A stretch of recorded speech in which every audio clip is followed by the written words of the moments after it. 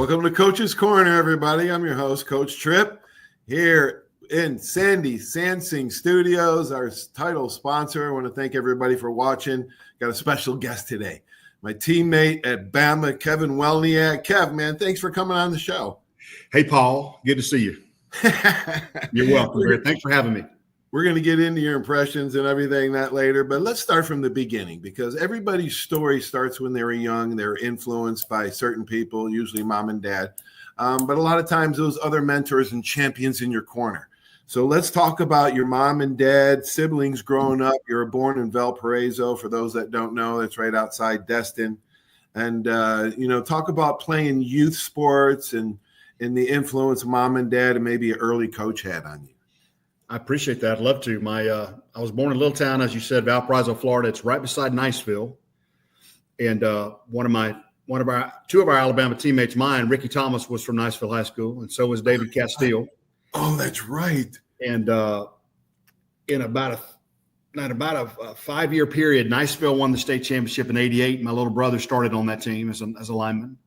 In 1990, Choctaw won it when they beat Fort Walton Beach and Danny Werfel in the playoffs. And then the next year, Danny Werfel and Fort Walton Beach won the state championship. So in about a 5-year period, all three of those schools within 15 miles of each other won the state championship. Holy macaroni, spaghetti, and pasta vazul. That was, this area, the Northwest Florida area for football. Pensacola was the same way. They won quite a few state titles here in the 70s and 80s. It dominated the state of Florida, and now South Florida dominates. I shouldn't say Central Florida, which is good football. You lived in Tampa, but man, there was a shift, wasn't there? What a story. I agree. My little brother, Jamie Godwin, he likes to tell me about how he dominated Derek Brooks in the playoffs when they beat Pensacola, Washington. And I always kind of give him the, okay, tell us all that story one more time. But North Florida, and we'll talk about Coach Thomas here in a little bit, but North Florida kicked out. I mean, when Choctaw beat Tate in 1981 was the year, or in 80 was the year that Tate, when Rocky Colburn was there, that was the year they went on to win the state championship. Right. So absolutely. A lot of football players coming out of North Florida. Oh, absolutely. There's Doug Allen and Rocky Colburn there. And then, of course, over in Gulf Breeze, Jimmy Watts and David Valletto, a third generation football player, David is. I can only think of Neighbor's family being a three-generation football family, maybe the only two in the history of Alabama. Well, the Hannas, there was the Hannas. There was Herb Hanna, the grandfather, and then the sons that all played. So, the grandfather played too. I think he did. Whoa, there might be 3 families. Wow, that's beautiful. Thanks for that. That's for that knowledge, brother. So talk about did you play multiple sports? How did you get into football? And talk about your teammates. You guys are a powerhouse at Choctaw back then, and guess what? They are now too. Yep, they're having a great year. I wasn't able to play football until I was a 7th grader because I was too big as a kid.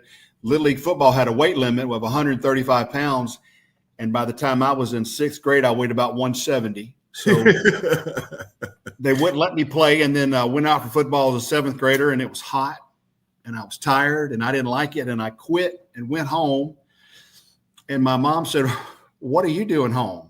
And I said, "Well, I don't really want to play football." And she said, "Oh, hell no. We're getting in the car and we're going back." And she made me beg the coaches for another chance. But I'm glad that she did. Oh, man, that's a beautiful story, man. Mm-hmm. That's beautiful, man. That's exactly what a parent should do, man. You're not going to quit. If you don't start, you're going to finish what you started.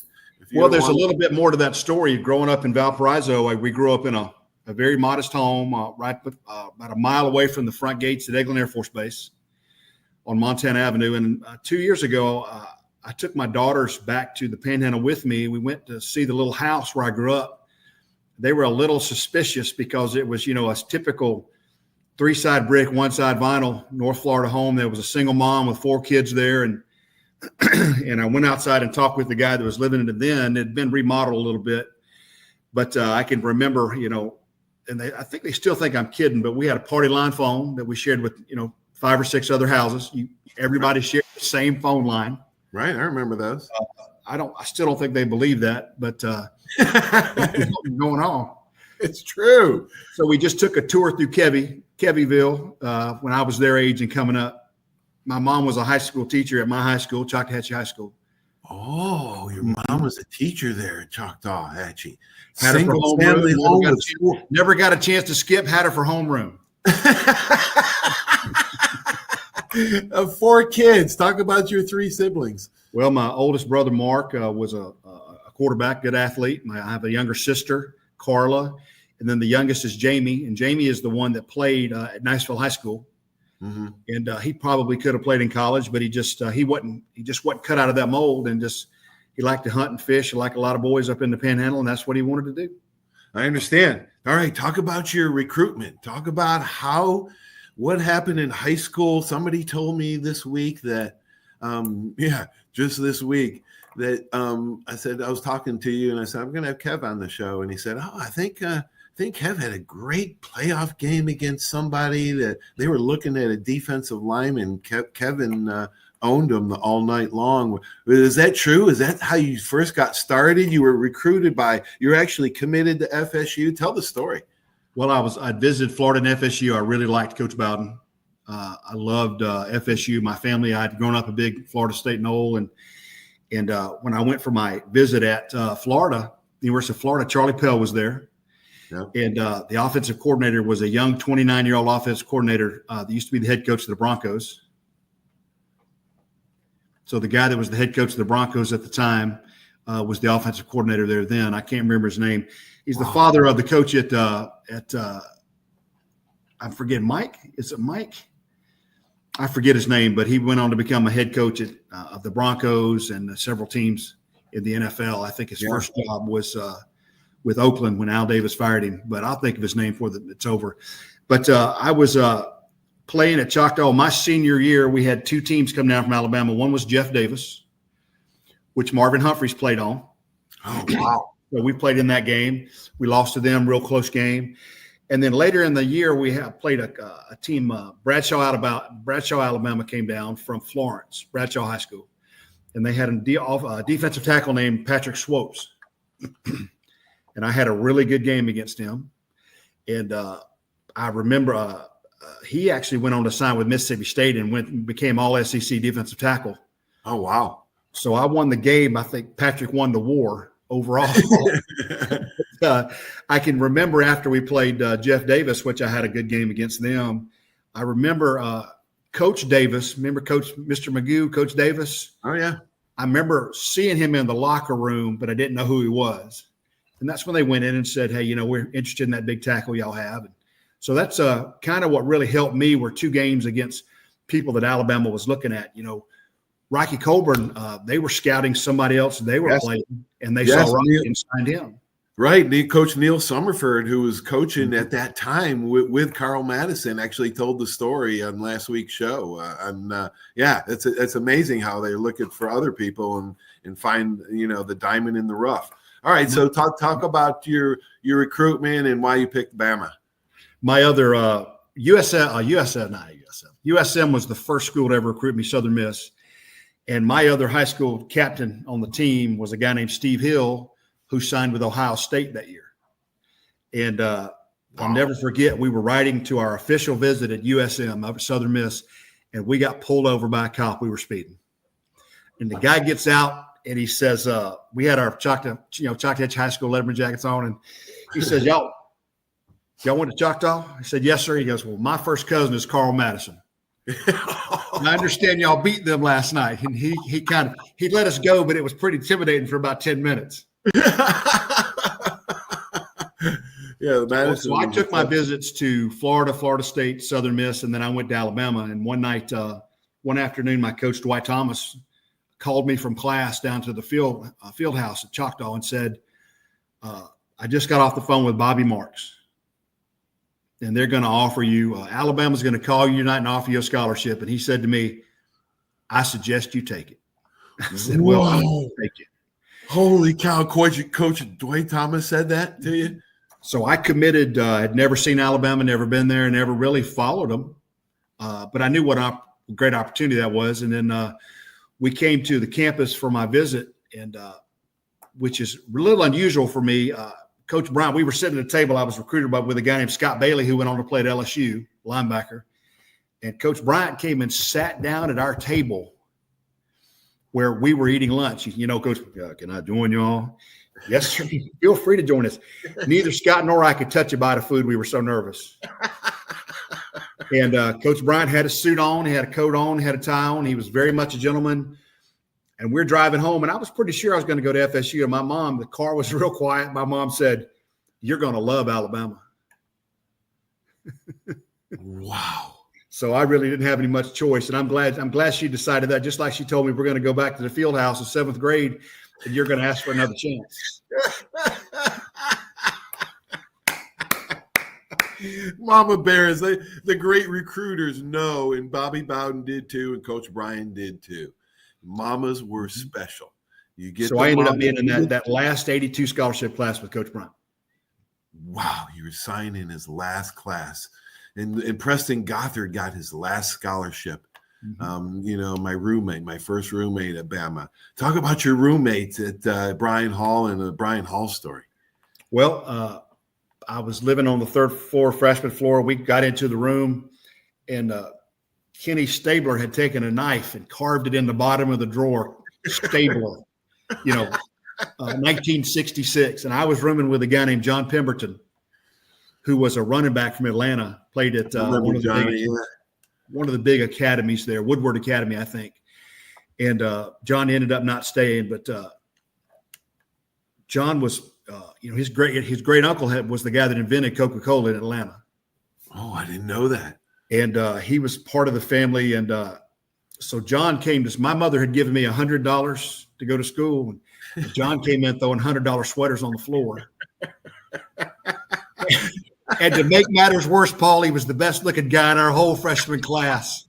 Remember John. Black, wavy, curly hair. I remember. We just follow him around. Life was good. Yeah, just get his leftovers, whatever, the good looking girls hang with each other. So I remember so many of the guys in our class that, like Freddie Robinson played for the Colts, and John Hand that played for the Colts. And we had, Wes Neighbors was in my class, and Hoss Johnson, who's a very close friend of mine. Hoss has gone all over the world teaching American style football and spreading the gospel of Christ all over the world. Yep. So he was in our class, and I'm awfully proud of him for that. And we had a couple of guys, Vernon Wilkerson, who actually didn't, ended up having some issues, but Vernon was in that class. And there was a couple of guys that first week. Todd Wilkinson was a quarterback from Jacksonville. And we had a guy named Rodney Carter, I think, who was the player of the year in the state of Alabama from Eliza Jackson somewhere. And they ended up leaving the first week. They just took off. I mean, after like 2 or 3 practices, their rooms were empty and they were gone. And we had a guy, we had so many great athletes in that class that ended up having great careers. And we had a guy named Mike Spencer. You remember Spencer? Yes. Oh, yeah. Was from St. Thomas Aquinas in Fort Lauderdale. And he was probably one of the most interesting guys I've ever met in my life. Stories are just amazing. When Walter Lewis telling about when they cut my roommate, Coach Brian cut my roommate because he was out of shape. That was a classic story, stuff like that. But you had to be ready, man. Talk about your highlights at Bama. What are you proud of? Talk about the guys that or some of the coaches that were champions on your side, because I didn't always get along with Coach Campbell, but I had like Murray Legg my first year there, and then when Kent Johnston came and was actually the strength coach and the assistant DB coach, those guys were champions in my corner, and without them I would have never played.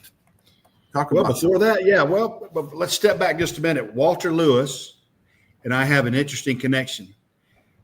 He had a nephew that was the quarterback at Niceville High School named Shannon Felder. Kenny Felder. Shannon Felder played with us. Sorry. Kenny Felder was his nephew, and Cammy Felder was his mother. And because Jamie and Kenny played on those teams at Niceville, my mom and Walter Lewis's sister Cammie were best friends before my mother passed. Oh, wow. So every time I talked to Walter, I asked him how his sister's doing, and that was just a really interesting connection. Oh, wow, that is interesting. Yeah, what a great guy and great family and great story he is. All right, let's dive in. Memorable moments at Bama, position coach that helped you, somebody like that. 82 was it 80? No, 83 was your first year, right? 82. So we were the last team, the last group of those guys that played in the Wishbone. One of my very, very vivid memories is I think we were there a week or two. I can't remember. I think it was a week before y'all got there. Might be two. Then we were just first, everything we did, you couldn't do anything wrong, except for Coach Donahue, and everything you did was wrong for him. But I remember the upperclassmen came in, and all of a sudden, the depth chart said number 6. You went from first on the depth chart to number 6. You moved way back. And then y'all came back in, and the first day we went over to do tackling drills, and Coach Marks said the freshman linemen go with the defensive linemen. So we're looking around for the running backs. And Coach Donahue said, y'all are the running backs. So we're the running backs for the running back for the tackling drills. And here comes Randy Edwards just laying one on you. Here comes Big Jackie Klein. Oh, and so that was a very awakening time to give you some humility back then. Kev, I didn't know he did that with the linemen, the backups, and I guess he did it at every position because he brought us DBs back over there, the walk-ons, scout team DBs, and he did the same thing. Only when I got there in 1980, Kev, they just won back-to-back titles, and I thought to myself, "Holy shit, what am I doing here? I don't belong here." And then when he stood me, 10 yards from EJ Jr. and Byron Braggs and all those guys and run right into him, he wouldn't let you juke him either. Thomas Boyd, you can make Thomas Boyd. They told us we're linemen. We've never run the ball. They're like, one move and get upfield. We're like, what move should that be? Just run the ball. There's the one move. You can juke them. Oh my gosh, that was brutal. That was so brutal, man. They could not do that anymore. Today it's outlawed. Stuff like that. No 2 days, no 3 days. I've actually, a friend of mine, Paul Fraze, runs Head Rush Podcast. Everybody should watch that. Paul Fraze is an amazing story, even in and of himself, him and his family, and how he tried to save his son from muscular disease.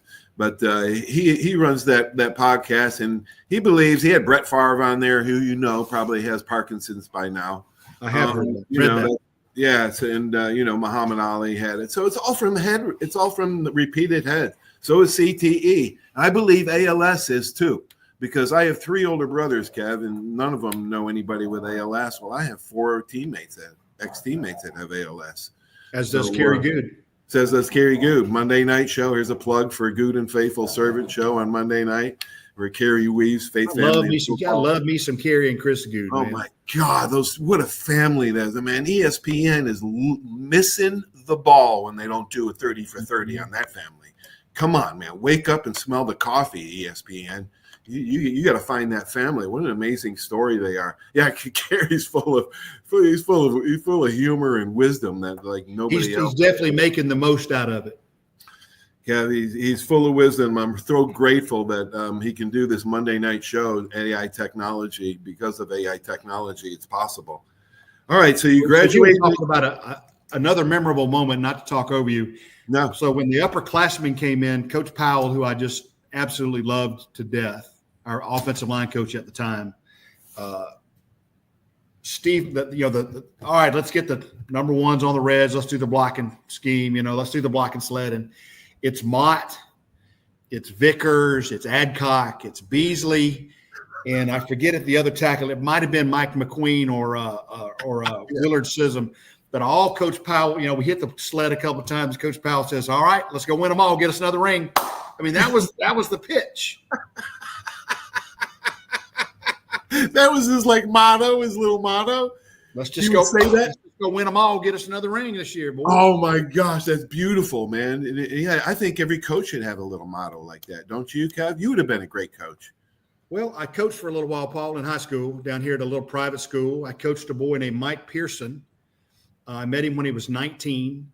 When he was 14. He was playing at a little private Christian school as a freshman lineman. And I had never seen anybody that good at his age. He played tackle. Mm-hmm. And after the season, I went to his mom and dad, and I said, y'all need to let Mike go play at Armwood, which was the district he was in. Mike needs to be playing in the public league. Right. Well, he ended up being a 2-time first-team All-American in Florida. And he was the first draft choice of the Jacksonville Jaguars the year he came out.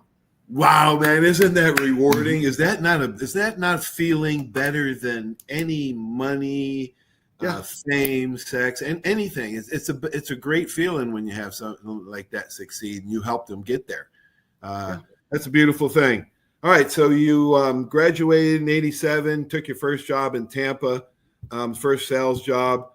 95, you started Southern Surgical and Endoscopy Inc. Talk about your business career and how football helped you in business. Yep. I moved to Jackson, Mississippi for 1 year in '87. I was working for a company called Consolidated Freightways. I was working 9 at night till 9 in the morning on a cold freight dock. And I thought, this is not what I want to do. No. So, but the deal back then, as opposed to a lot of younger kids today, the deal was back then you had to stay a year. So at a year to the day I took that job, I quit and moved to Tampa and took my first pharmaceutical sales job. Mm-hmm. And in '92, I started selling, became what they call an independent rep. I started selling laparoscopic instruments, and I started selling infusion devices for cancer. And I kind of found my stride doing that. And then in 2006, I started, that was Southern Surgical and Endoscopy. And then in '96, we were selling products for these aprons for radiation protection. And when doctors turn on the X-ray machines that emits radiation, that'll do your body a lot of harm. Right. And did pretty well with that and sold that in 2022 to an investor group. And I decided that I wasn't cut out for the retired life. And I went ahead and went to work for a company out of California as their Eastern Regional Manager, doing the same thing. And ended up also becoming a national sales manager for a Danish group that was doing business in America. Uh-huh. And then, Paul, I found out it was working for somebody else. I was not cut out for working for somebody else when I'd been doing my own thing for so long. So I quit and reopened Southern Surgical Endoscopy, and for the last year, I've been doing independent repping again, and it's going pretty well. Oh, good for you, man. That's awesome.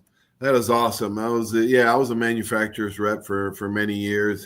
Had many sales jobs. Worked for big companies, and I found my calling when I got into coaching when I was like 40 years old, and then I found out I started this my show about 14 years ago. And I like working for myself. It's so like my old coach, Dwight Thomas. I mean, Coach Thomas is 81 years old, and he runs the X. So when he – can I go back and talk about Coach Thomas in high school? Absolutely. Like a Hall of Fame inductee. Yeah. Dwight Thomas had come from over in the Cocoa Beach area where they won the state championship in '71. He was from North Florida and South Alabama. And Coach Thomas came to Choctaw with Eddie Feely. And in 1977, they went to the Florida State Finals where they lost to a high school that had Lester Williams. I think it was Lester Williams, but he was the first-round draft choice, the first overall draft pick by the Patriots his senior year in college. He played at Miami. Wow. And Coach Thomas, he coached at Choctaw for 4 years. And they decided they didn't need him anymore because he only won 75% of his games.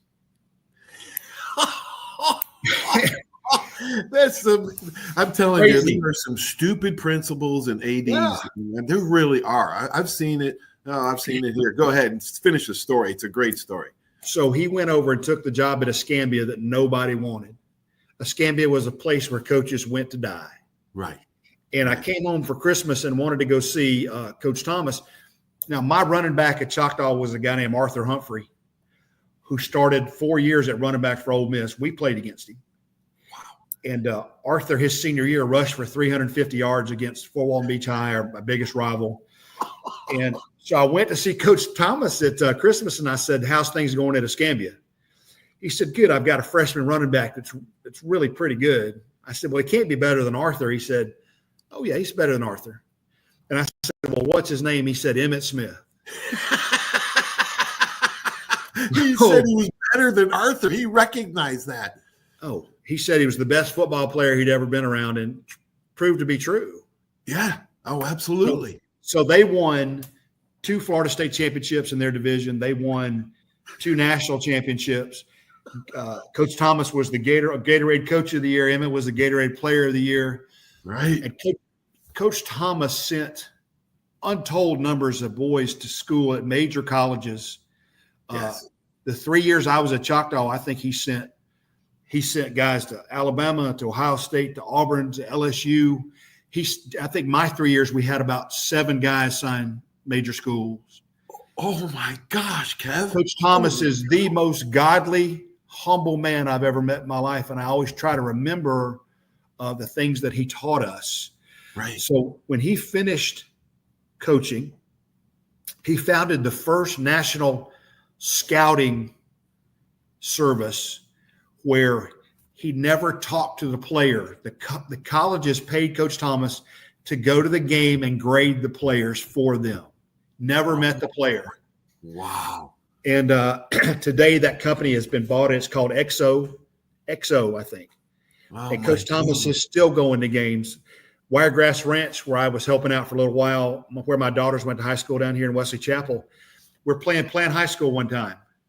And I looked down the field, and at the corner of the end zone is standing Dwight Thomas. So I got all excited like, Forrest seeing Lieutenant Dan. I ran down the field, laid a big hug on him. We talked for a little bit. Yeah. He's just a wonderful, humble servant of God, and he's a wonderful, wonderful man. And he's famous for 2 things. One, when he held the first high school get-together where players would come play after graduation combine. He held the first high school combine ever. Wow. Put all those together where guys would go to St. Leo College and practice, and they bring their clothes, their uniform. And, Coach Thomas would go to these meetings, and he's like a rock star. And, he was at a meeting, and a guy said, hey, we want to have Dwight Thomas get up and say a couple of words. And Coach Thomas got up and he said, we did 3 things at Escambia. We handed it to Emmett. We pitched it to Emmett. We threw it to Emmett. And he went and sat down. And he just got a thunderous round of applause. Oh, my gosh. What a special human being that guy is, man. And then earlier this week or last weekend, he was inducted into the Florida Football High School Hall of Fame. Wow. Congratulations. What a story on Coach Thomas, man. Why it took so long, I don't know. I know, right? What is up with those people, man? What a blessing it is for you to have him as an influence on you and so many others, man. I mean, that's what coaching is about. I want to talk on a couple 2 things before we let you go. Number 1, you mentioned Vernon Wilkinson. Vernon's in prison right now. I wrote him a letter last week. I think some of it he would love to hear from some of his teammates. And so if you want to get a hold of him, just go ahead and contact me. Number 2, you said no retired life. Yeah, that's true. Nobody should really retire. You should always have something to do and keep working and keep your brain going and growing. And retired life, you just I'm not a fan of retirement. Number 2. I call that Paul. I think people understand. I would call that death by inches. If we don't keep doing something, and I love what I do. I'd like to do it till I'm 67, 70. There's no reason, as long as my health is good. I mean, all of our health is good, and I certainly didn't get hurt at Alabama too much because I really didn't play that much. So I'm in really good health today. Yeah. Well, Yeah, you're right. You should be thankful for that because a lot of our teammates have had some rough time, but some of them haven't. You know, I saw Brett Sewell was the umpire of the national championship game last year. Brent lives down here. We're great friends. I see him all the time. He's also in medical sales. And so there's Brent. There's Charlie Hanna lives down here, John's brother. Yeah. He builds houses. Bob Kayevac lives down here. He has a glass company. They retired. He was a Largo high school Packer, and they retired his number there a couple years ago. And they did at Largo. He and his lovely wife, they have a glass company that I think they're getting ready to exit from. And then also Big John Frumorgan lives down here. Yep, Big John. Yeah, thank God for Big John. He's lost a ton of weight, and I think he's had some health issues, but he's doing really good. I talk to John from time to time, and do you? You know how big John is? I took a picture one time, and it looked like, you know, I was little Jimmy Dickens standing beside him because John's got to be 6'7". Yeah. He gave me a job when I needed a job down there. I'm very thankful for John Frumorgan, man. He's a great man. Tell him I said hello, would you? I love John. I will. That's awesome. Yeah, a lot of guys. David Smith, white hat, an official. Oh, hey, I tried to get a hold of Brent, and I don't know. Officials have a maybe they've got a contractor or something. Him and David Smith, that they don't want to come on the podcast. Is it something that they want to be neutral? Is that what it is? I'm sure they do. I'll never forget the first time I remember seeing Brent on a game. It was LSU was playing Florida, and I saw Les Miles was chewing on somebody's rear end. And I saw this hand go up, and here's how he did.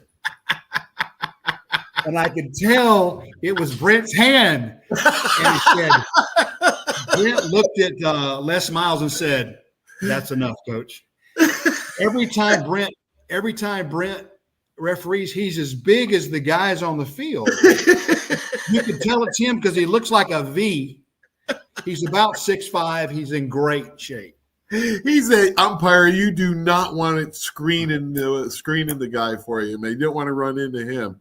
Oh, that's hilarious. We've had plane flights together. I've seen him in the lunchroom at Tampa General, and I love seeing Brendan. Then the first time that I saw David on a game, I told the person that was sitting beside me, I said, that guy was my quarterback at Alabama. And he goes, "What do you mean? They're all the quarterbacks. You're older than these." I said, no, the referee, the white hat, was my teammate at Alabama.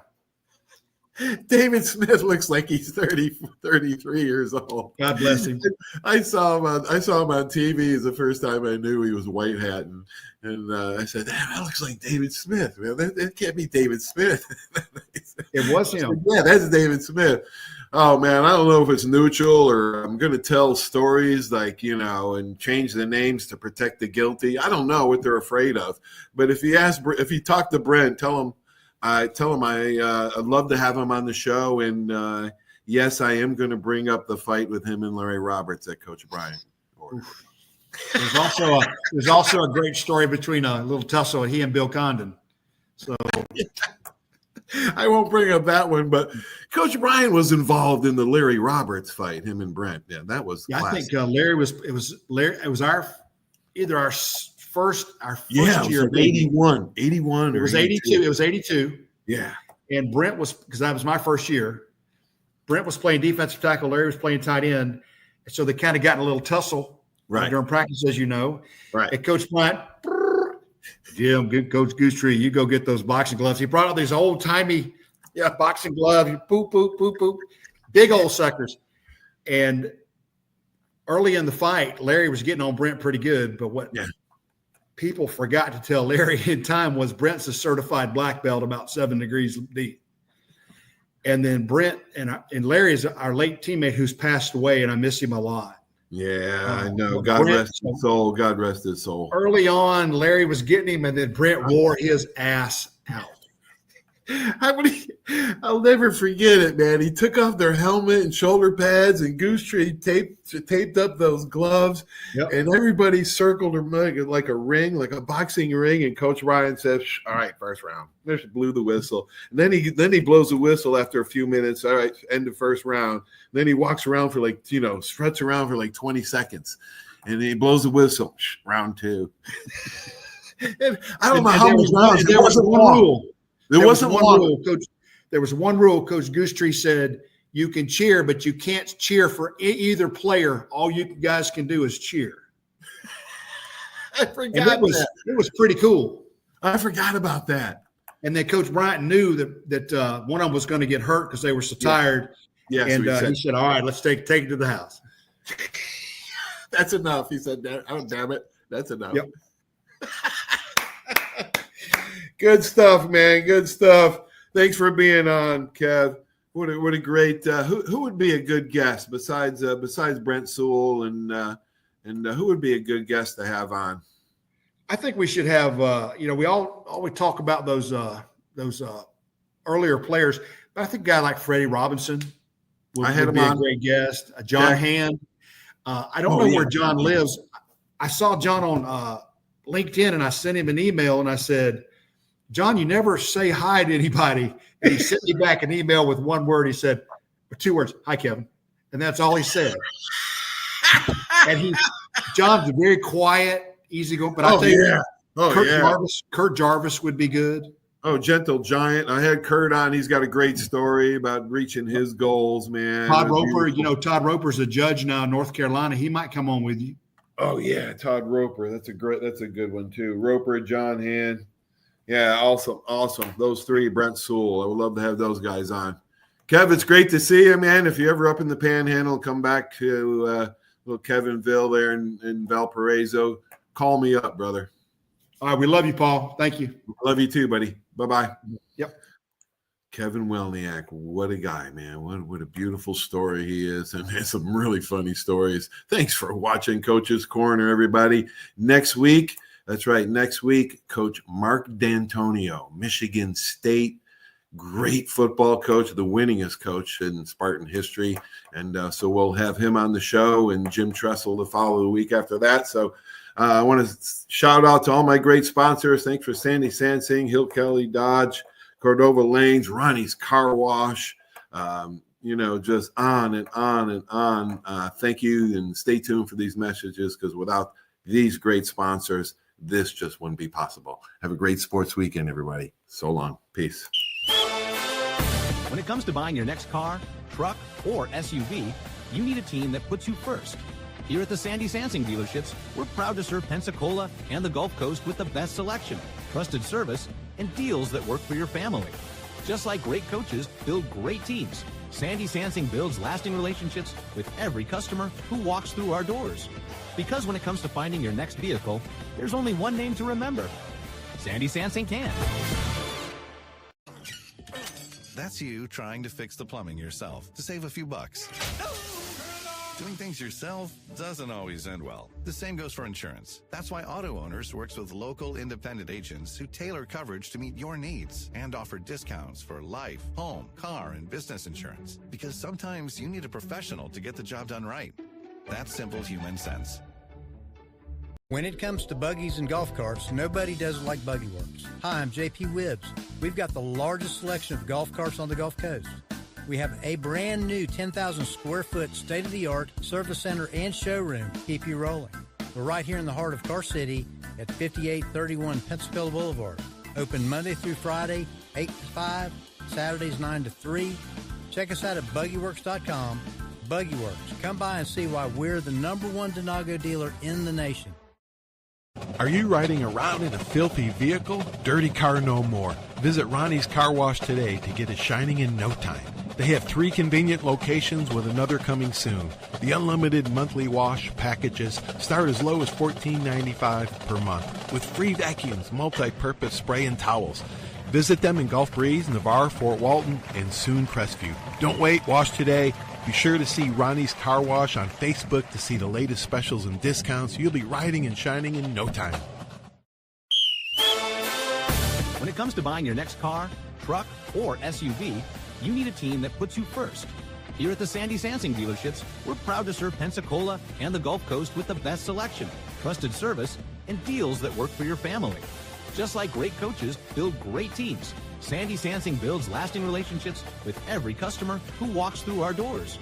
Because when it comes to finding your next vehicle, there's only one name to remember. Sandy Sansing can. 75 years of service in high-tech today. It's Pensacola Glass Company at 433-8348. High-tech is a term often applied to advanced services and products in today's marketplace. And today, glass is much more than a simple pane of brittle, see-through stuff we hit baseballs through when we were kids. Glass is now a product with unique flexibility in both performance and application. And Pensacola Glass Company is growing right along. That's Pensacola Glass Company at 433-8348. There's a reason why Hill Kelly in Pensacola is the #1 selling Chrysler Dodge Jeep Ram dealer between Jacksonville and New Orleans. While other dealers have taken advantage of a competitive market with higher prices, Hill Kelly has discounted prices to the lowest of the year. And Hill Kelly in Pensacola won't surprise you with excessive charges beyond the selling price. Come see why people from Milton, Pace, Foley, Bay Minette, Daphne, Gulf Shores, Mobile, and beyond are driving to Hill Kelly in Pensacola to buy their next new Chrysler, Dodge, Jeep, or Ram. At Hill Kelly, the bottom line price and your satisfaction are what really matter. So before you sign, check the bottom line and make the trip to Hill Kelly in Pensacola to see what true local ownership can do for you. At Hill Kelly Chrysler, Dodge, Jeep, Ram, Highway 29 in Car City, Pensacola. Or shop online 24/7 at hillkellydodge.com. When it comes to bottom line pricing, nobody beats a Hill Kelly deal. Nobody.